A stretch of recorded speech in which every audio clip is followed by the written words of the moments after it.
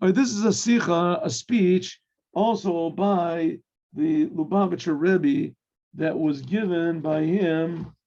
Why did I miss this? It was in the 50s, in the 1950s.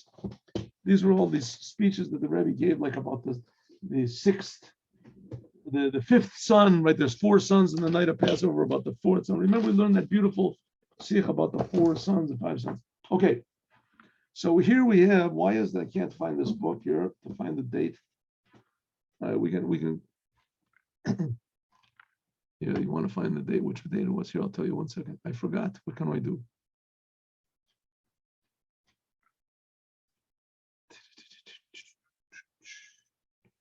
I think it was 1957, could it be? All right, we'll have to go back and find it later. All right, this is about the Seder of the Passover. We say some strange things in the Seder night. Here it is. 1960. 1960. Tafshin Chaf. This whole thing was said in 1960. Good.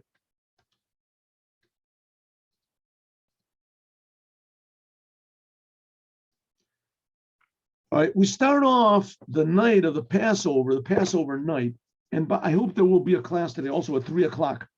I hope we'll continue our class today at 3 o'clock. If not, I'll make it afterwards or before. So we start off the Seder of Passover with this word, this paragraph. And what does the paragraph say? The paragraph says like this: Hey lach ma'anya. This is the bread of affliction, of poverty, that our fathers ate in the land of Egypt. Anyone who is cast down can come and eat. Anybody's poor, come eat from the bread. Anybody that doesn't. Like we're inviting, right, people to come from the street, right? We're going to see it's not so. We're going to see in a moment that this is God saying this and he's inviting us. Okay, this is the bread of affliction. We're talking about the matzah that's in front of us. All right, this is the first words, and these are the last words of the sentence, the whole paragraph. How does the paragraph go? It goes like this. This is the bread of affliction that our fathers ate in Egypt. Of course, this is like the bread. Anyone who is cast down, come and eat. Anyone who needs to come and partake of the Pesach offering, partake of the meal. Now we are here. The next year, I'm reading what's in between this and this, right? There's like 3 sentences. First sentence is, this is the bread of affliction that our fathers ate in Egypt. Anyone who wants to come and eat, anyone who needs, come and partake of the Pesach, the Paschal lamb, or the first sentence. Second sentence. Now we are here. Next year we are going to be in the land of Israel.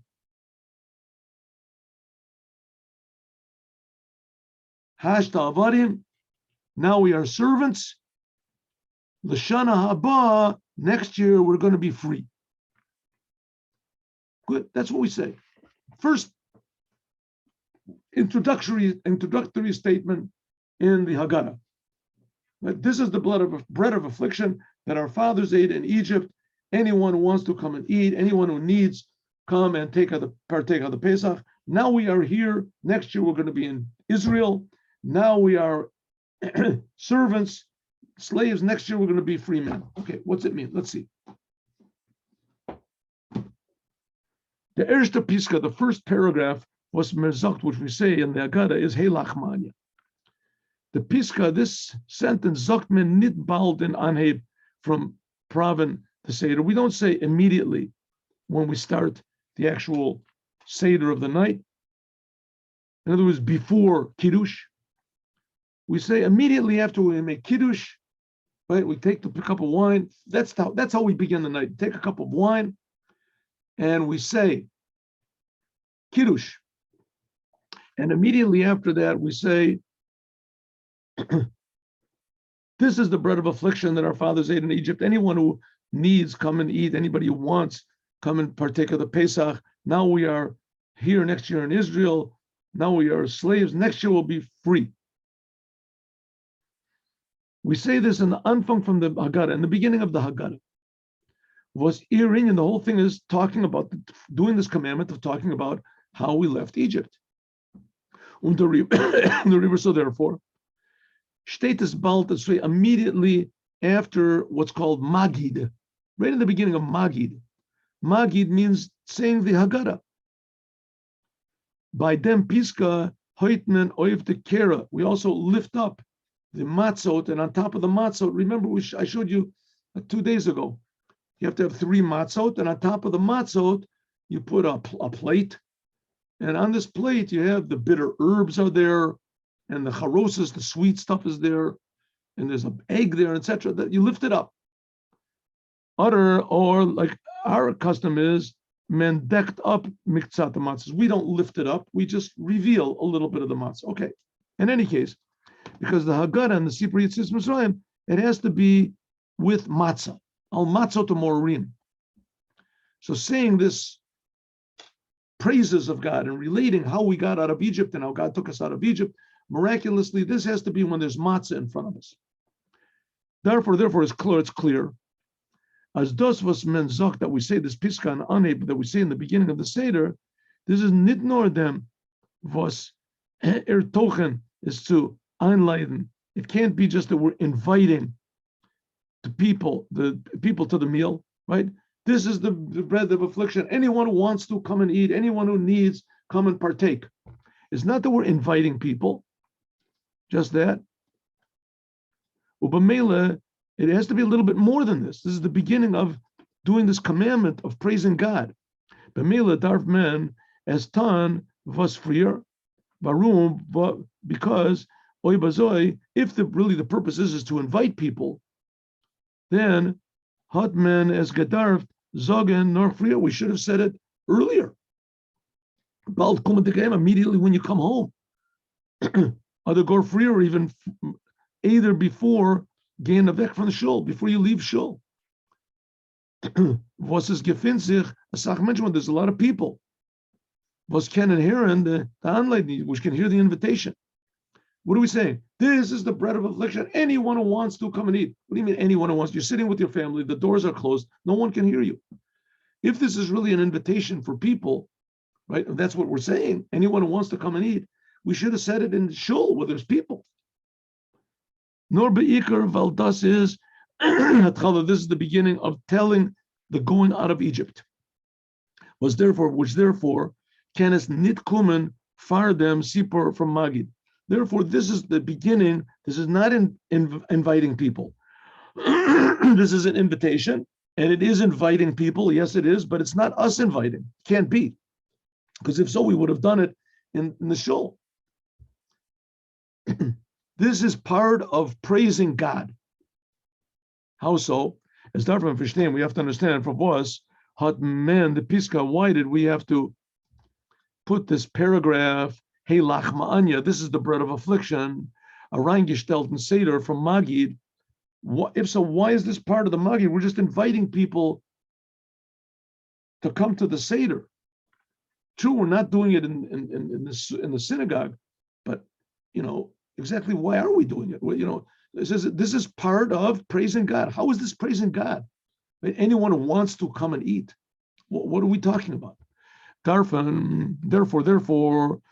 was the piska is their ane from their Hagadda is mashma. This implies this hey lachmanya. This is ein dated. Their klal this somehow or other must be expressing the whole entire story. This is like the foreword, the preliminary to the whole entire night of this Passover. The Baltas like that angenehmen Nusach is lechiora wird dem gar nit darzählt wegen Yetzias Mitzrayim, because this whole thing is not talking about going out of Egypt. What are we saying? This is the bread of affliction that we ate when we were in Egypt. Now we are anyone who wants to come and eat from it. Anybody, that's not talking about going out of Egypt. It's not praising God for going out of Egypt. We're inviting people. This year we're here. Next year we're going to be free. Now we're going to be we're slaves. We're going to be free. We're outside. We're going to be in Israel. What does it mean? How has this got to do something to do with going out of Egypt? Why is this paragraph even here? We have to understand was der Tochen from der Piska besteht from drei besondere Pratim. There are three topics in this paragraph. The first paragraph is, this is the bread of affliction that our fathers ate in Egypt. Anyone who wants to come, eat, come. Anyone who needs it can partake. Number one. The second one is, now we're here, next year we're going to be in Israel. The third is, now we are slaves, next year we're going to be free men. At first, these three, what's the connection between them? Erez Modia, he says that this matzah, which we're eating on the table, this is the bread of affliction, which unser Avos hadn't gegessen, and it's which we ate in Egypt. So this is not a freedom, this is a sign of slavery. Okay, let's look at the second part. Number two, ladet ein in alle hungrig. We invite all the hungry people, and this is in the first part. We invite all the hungry people and everyone. So, ladet ein, we invite all the hungry people, and anyone who needs to eat, that they should come to eat by us. Number three, a bakasha, then we have a promise that even though that now we're here and next year, so the Rebbe divides it up a little bit differently. So I made a mistake. The first part is, this is the bread of affliction that our fathers ate in Egypt. Number one. Number two, anyone who wants to come and eat. That's the second part. The third part is, now we are here next year in Israel. Now we are slaves. The next year we're going to be free men. Hashta Avdim, now we are slaves. This year we are here in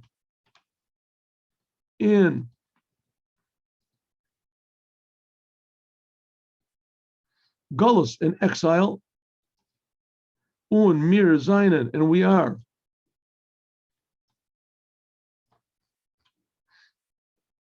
servants.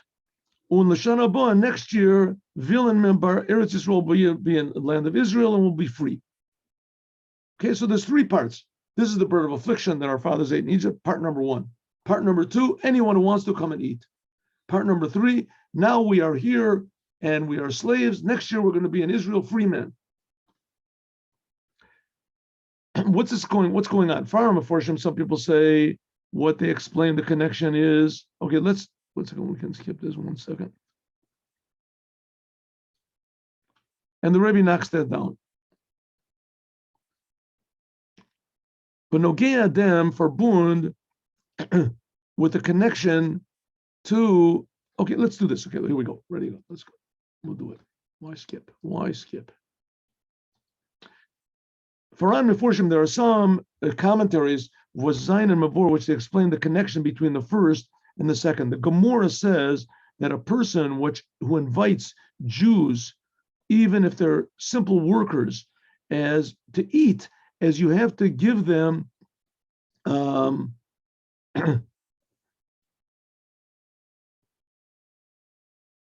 it says Darfer, you have to feed them while they're working. You have Jewish workers, you have to feed them.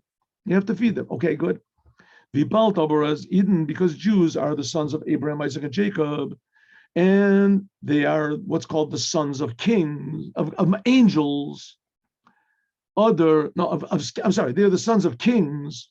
Excuse me, the sons of kings. Other Vidalushan is, like it says, Malachim, the Jewish people are all kings, right? Nation of kings.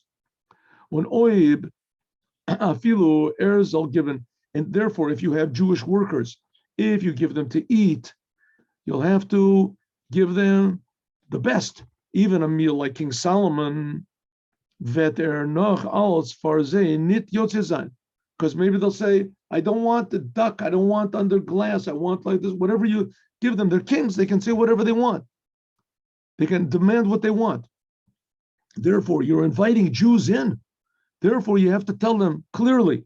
You can make a condition, right? As mit frier oisred, you have to make a stipulation. Was vet given essen pat mit kitnios. You have to say, I'm inviting you to eat. You're Jewish workers. You can demand anything you want, but I'm inviting you to eat on condition that all you're going to get is bread and beans. Vazelber is oich, also the same thing as over here on Passover. This is what some commentaries say. Vibal, because you're inviting Jews in. Anyone who is cast down can come and eat. Anyone who is hungry can take out the Pesach. So therefore, you know that because they're going to come to eat, as the Jewish people are princes, the sons of kings, or themselves are kings. Therefore, no matter what you give them, it won't be enough. Even like a meal like King Solomon. It says King Solomon, he had 1,000 wives. They would all prepare him a meal every day, and he would only eat one meal. So it says, no matter what you give to them, it wouldn't be enough. Therefore, you have to say to them, listen, I'm inviting you in, but I want you to know that all you're going to get is this matzah.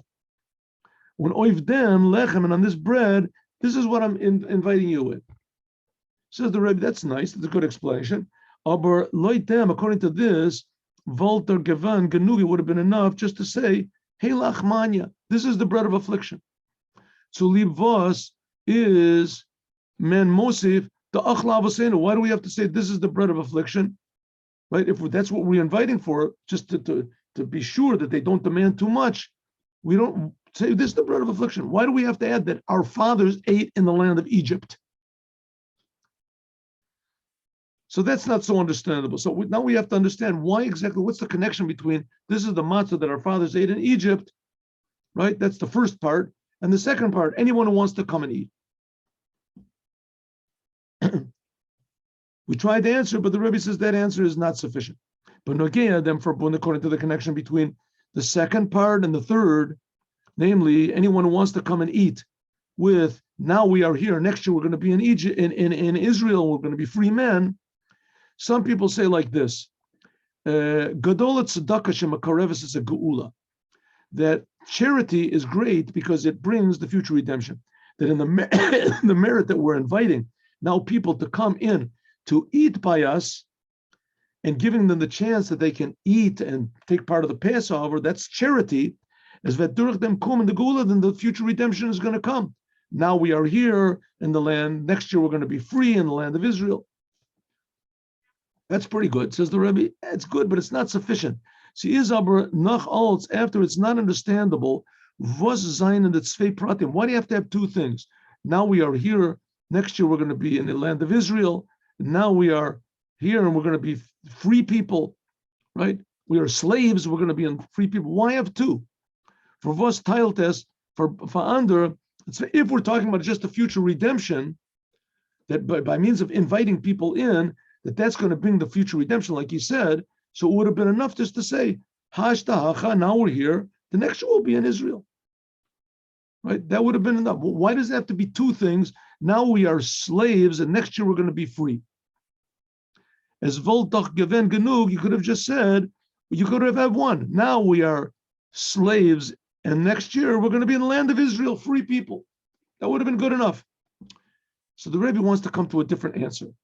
See, as you do, it's known that what the rabbis say on the pasuk Magi Davarav Liyankov Hukov Mishpatav Yisrael, that God tells His words to the Jews and His commandments to Israel. His commandments. What does it mean? His commandment. We say when we make a blessing, Asher Tirishana b'mitzvot tov, that God made us holy with His commandments. Mashu Oseh, what a Jew does, what God does, Hu Amar Li Yisrael Asot. God does the commandments also. True, it's in a different way than what we do, but God does the commandments. That's what it says. God puts on tefillin, God puts on a talit, God learns Torah. Say a person who learns Torah, God sits opposite and learns Torah. Of course, this is not to be taken literally, but it's what we do, God has a reaction, and even more. God tells us to do what He does. When oich ma shehu mitzav Yisrael, and what God commands the Jewish people to do, He does. Das was der Eibishter haste the Yidden Tan, whatever God tells the Jews to do, tut allein, God does himself. Allein, himself. Und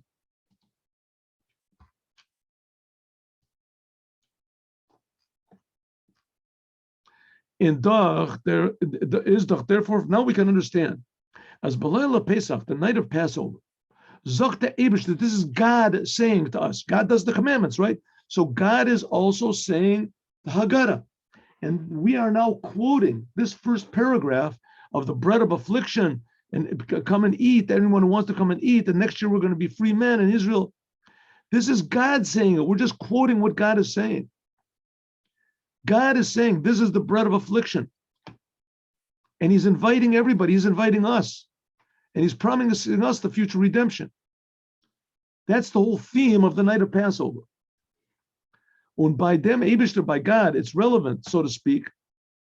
Their Inyan from Galus, that God can be in exile and God can be redeemed. What does that mean?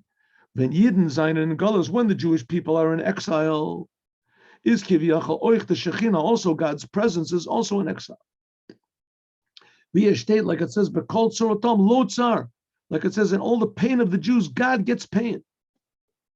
Shechinta Begaluta, the God's Shekhinah, God's presence is in exile. And durch them, by means of this, was Yidden, by the Jewish people, when they go out of exile, Vet Oich the Shekhinah, God's presence, will also be redeemed from exile. Does this make sense? Of course it doesn't make any sense, but that's true. God took them out of Egypt. God cares. God gave them the Torah. God cares. When the Jewish people worshiped the golden calf, God got mad. God cares. God's presence is affected by the Jews. If the Jews do good, then God is free. As soon as the Jews do bad and they go into exile, God is also, so to speak, in exile. He's connected to the Jews. We're the sons of God. Which therefore, Zok the Eibishter, God says, Ki karova Yeshuati levo. God says, my salvation will come. Here, where's the sense of this? Comes from here. Isaiah.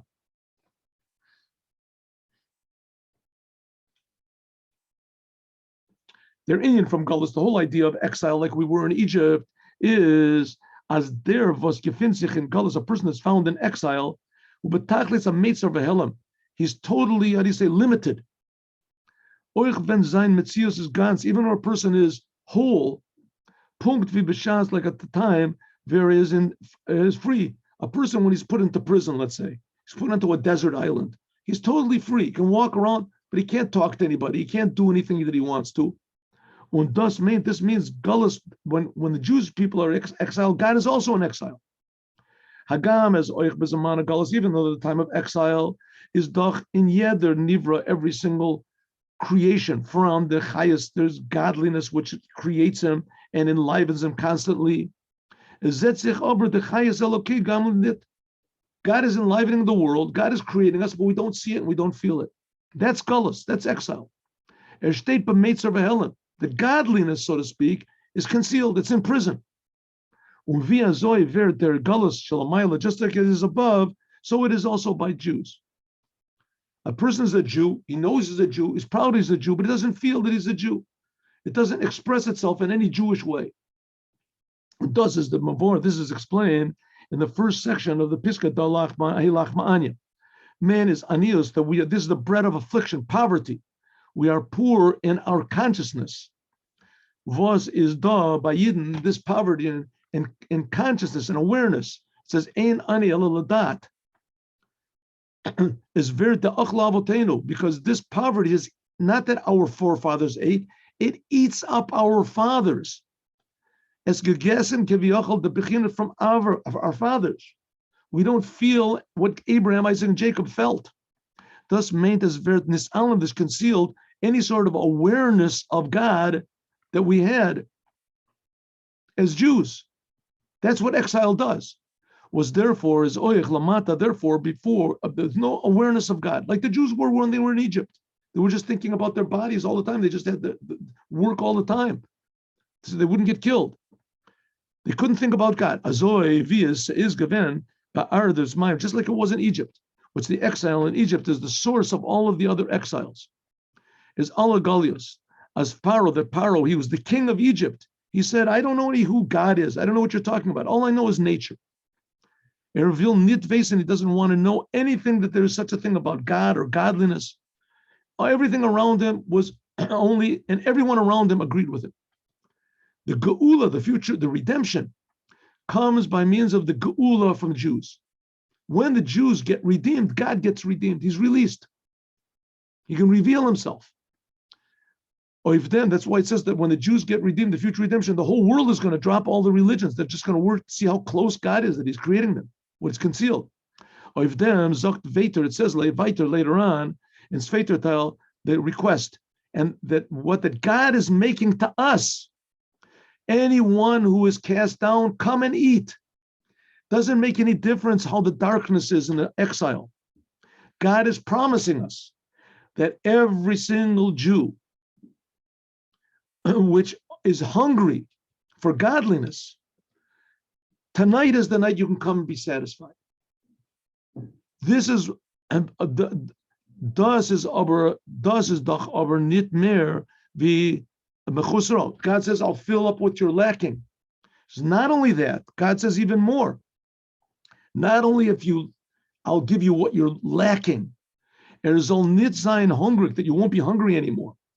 God is saying, the dichvin, the people who are cast down, come and eat. You won't be hungry anymore. As is aber noch nicht der Eshirs, but you won't be rich. God is saying even more. Not only are the people who are hungry, I'll give to you to eat on this night of Passover, but even more, even higher, called Dietrich, anybody who just wants more. Noch, excuse me 1 minute.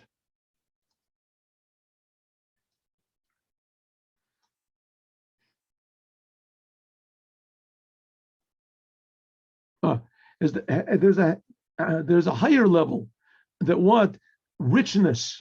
That's what it says. Anyone who just wants noch is darf, not just what you need, but every Jew really has to have richness. That's what it says. Yesav Yifsach.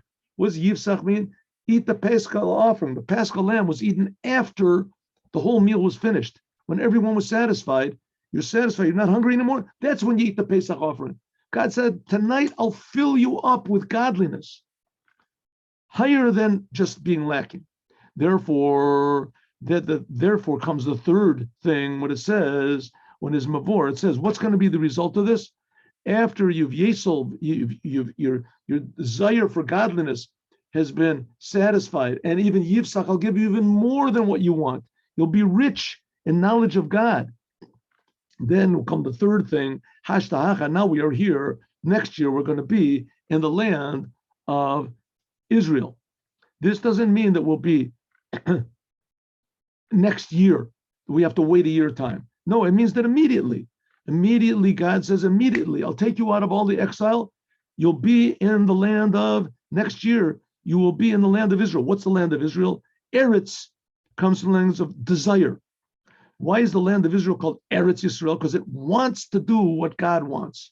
Eretz means Ratzon. When Yisrael is the letters, Yesh Shishim Riba Osios B'Torah. There are 10,000 letters in the Torah. The whole true desire of a Jew is to do the will and the wisdom of God, the Torah. Eretz Yisrael means that the will to do Torah. As this will be a richness of the Jewish people. But this brings true richness, physical richness, because all of the things which are physical come from spiritual. Therefore, the true will of every Jew will be in Torah, because Banat Yisrael Notain says that the Jewish people are beautiful, but their poverty makes them not beautiful. Yet every single Jew, his true will is to be connected to God. But the poverty of exile, this covers over this true will.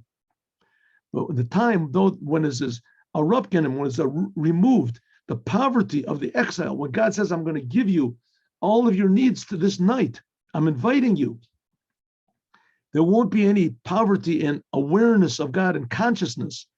The Yiddish Yofi, the beautiful beauty of the Jewish people, will come out in a revealed way. Like it says, Kulam Yofi Rayosi, Umum Ein Bach, like it says in the Shir Shirim. All of you are beautiful, God says. See, is nita kain mum, that won't be any blemish in the Jewish people.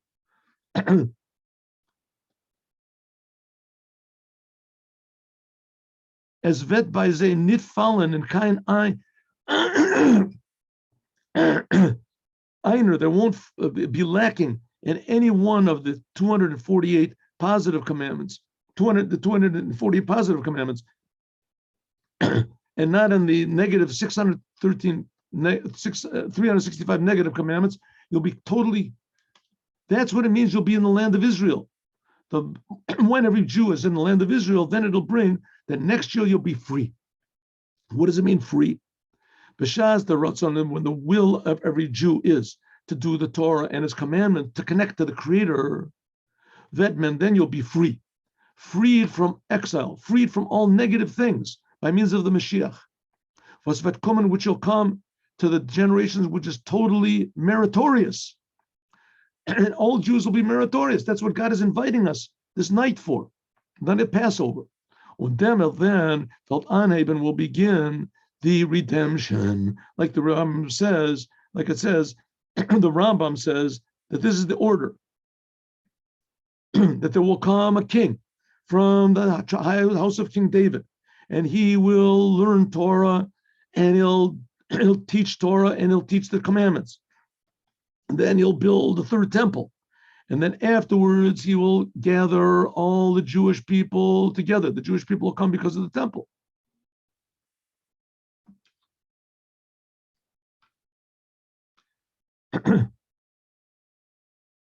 Then after that, that's what it means. All the Jews will be in the land of Israel, also physically, but Geula mitzvah shlema, by means of the Moshiach, Korov Mamash. As we'll explain, continue, a little bit more has to be explained. But so what's the Rebbe saying? This first paragraph, Hey Lachmanya, this is God saying it. And we're just repeating what he's saying. And he's inviting all of the Jews to come and partake of godliness. And when that happens, then we'll really be in the land of Israel. Land of Israel is not just a physical place. Of course, it is a physical place, there's no doubt about it. But the main thing of Israel is the spirituality, the godliness. It's God's country. Eretz HaKodesh.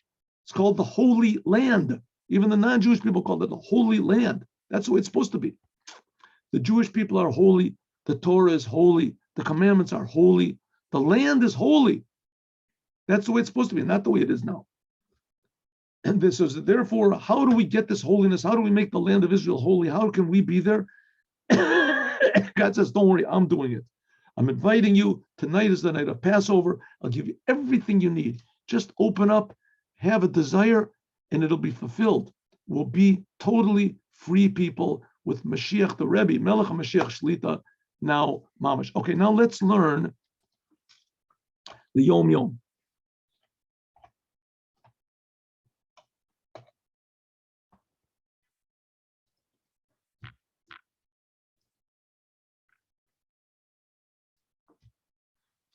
From the time of the exile, the Jewish people are called the army of God. Oh, that's it. Tzvot Hashem. They're also called the servants of God. What's the difference between a servant and a soldier? A servant does whatever he wants, his master wants. He can do very, very delicate things. He can do expert work, or he can dig ditches. He has to work very, very hard sometimes, but it doesn't have to have, there's no self-sacrifice. He doesn't have to endanger himself. He doesn't have to lay down his life. That's a servant. Soldiers are a different type of servants. They are servants who also work with great toil and labor, but they're with self-sacrifice. And they are occupied in war, either a war of attack or a defense. The soldiers stand at their, and the best of offense, the best defense is good offense. The soldier, the Rebbe said that many times about the Israeli army.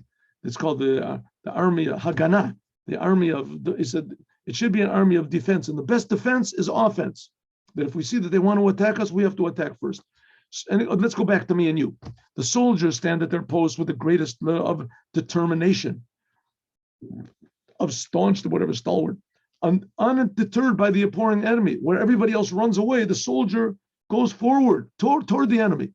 Is not the one of understanding. They don't do it. They do what their commander says. The Jews in Egypt were totally degraded. They were under bitter affliction, but nevertheless, they didn't change their names. They didn't change their language. They didn't change their clothes, their dress. With ultimate determination, they stood at their post like soldiers because they know that God had promised to redeem them. They didn't leave their Judaism, even though it was self-sacrificing. Whoever behaves like they did under such terrible circumstances is called a soldier in the army of God. And the Almighty will come to his assistance in a manner that manifests itself in nature, but above nature. The army of God. Have a good day with Moshiach now. God willing, I hope that at 3:00 we'll finish learning the Hagadda. I hope so. Tune in. If not, it means that I'll have to make the class a little bit later today, but you'll see it on YouTube. Shalom uvracha. Have Pesach Kasher v'Sameach.